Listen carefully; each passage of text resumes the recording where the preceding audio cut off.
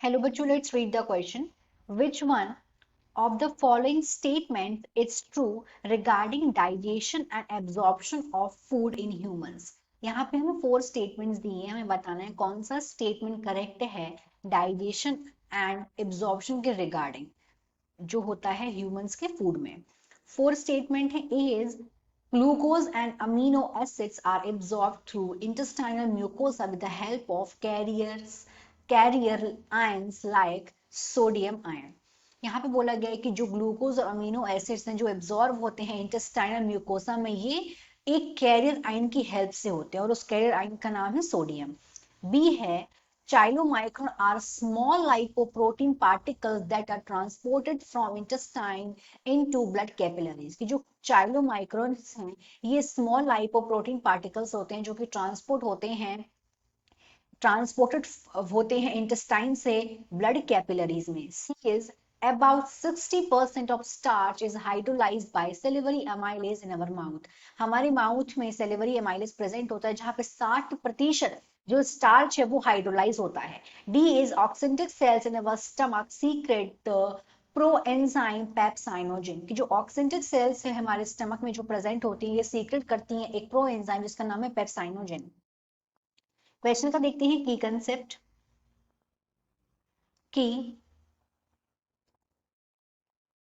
concept of this question is digestion and absorption।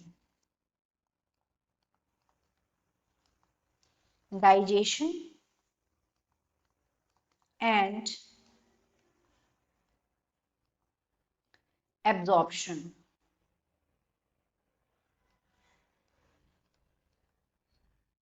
This is the key concept।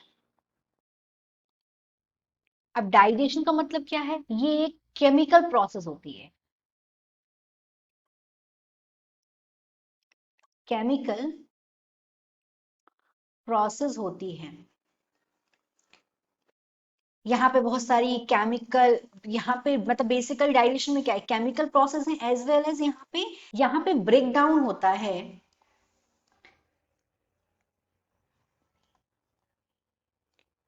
Break down होता है complex food का into simpler form में। मतलब complex food का यहाँ पे ये ब्रेक डाउन होता है, कॉम्प्लेक्स फूड वो सिंपलर फॉर्म में कन्वर्ट हो जाते हैं।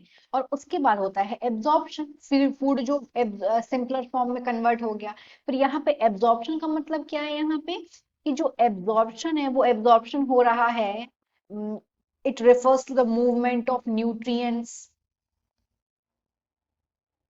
न्यूट्रिएंट्स वाटर और इलेक्ट्रोलाइट ल्यूमिन से, स्मॉल इंटेस्टाइन की ल्यूमिन से सेल्स की तरफ और फिर ब्लड की तरफ। तो ये डाइजेशन और एब्जॉर्प्शन का मतलब हुआ।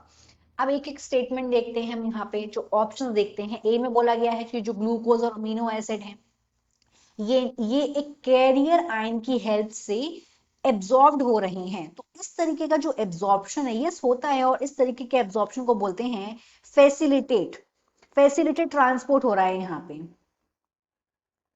facilitated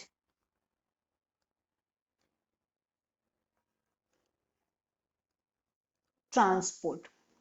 तो यहाँ पे जो ये बात बोली गई है ये एकदम करेक्ट बोली गई, तो यही हमारा राइट आंसर हो जाएगा। अब होता है क्या है, जब फूड का जो डाइजेशन होता है, एब्जॉर्प्शन जो प्रोसेस है यहाँ पे क्या होता है, जो एंड प्रोडक्ट है डाइजेशन का ये पास होता है through the intestinal mucosa into the blood और लिम्फ। और ये जो ये कैरी आउट होता है 3 प्रोसेस से, पैसिव, एक्टिव और फैसिलिटेड ट्रांसपोर्ट मैकेनिज्म। तो यहाँ पे जो एक्सप्लेनेशन देके रखा है ग्लूकोज का और अमीनो एसिड का, यहाँ पे फैसिलिटेड ट्रांसपोर्ट हो रहा है क्योंकि यहाँ पे कैरियर आयन की हेल्प से ये हो रहा है। अब बी देखते हैं। बी में बात हो रही है चाइलोमाइक्रोन के बारे में।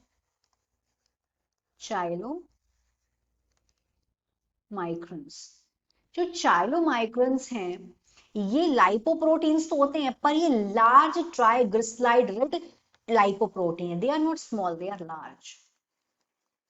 इसीलिए ये वाला गलत है, ये नहीं हो सकता आंसर। थर्ड में बोला गया स्टार्च के बारे में कि जो स्टार्च है वो 60% स्टार्च हाइड्रोलाइज हो जाता है salivary amylase. Yes this is true, salivary amylase ये एक एंजाइम जो कि सलाइवा में प्रेजेंट होता है, पर ये 60% स्टार्च को नहीं करता है, ये करता है लगभग 30% स्टार्च को हाइड्रोलाइज करता है, इसलिए ये भी गलत है। यहाँ पे डी में बात हो रही है कि जो ऑक्सिंटिक सेल्स है ये प्रेजेंट होती हैं स्टमक में। Yes this is right, oxyntic cells को पैरेटल सेल्स भी बोलते हैं, लेकिन इनका काम सीक्रेट, ये प्रो एंजाइम सीक्रेट नहीं करते हैं, ये बल्कि इस प्रो एंजाइम को एक्टिव करने का काम करते हैं। ये सीक्रेट करते हैं हाइड्रोक्लोरिक एसिड। फिर ये जो हाइड्रोक्लोरिक एसिड है, ये जो प्रो एंजाइम है पेप्साइनोजन को ये एक्टिव करता है पेप्साइनोजन पेप्सिन में। तो ऑक्सिंटिक सेल्स क्या सीक्रेट करती है, हाइड्रोक्लोरिक एसिड करती है, तो ये भी गलत है। तो इस तरीके से यहाँ पे एक ही स्टेटमेंट सही है, A. So the final answer is A. Glucose and amino acids are absorbed through intestinal mucosa with the help of carrier ion like sodium ion. Hope you understood it well. Best of luck.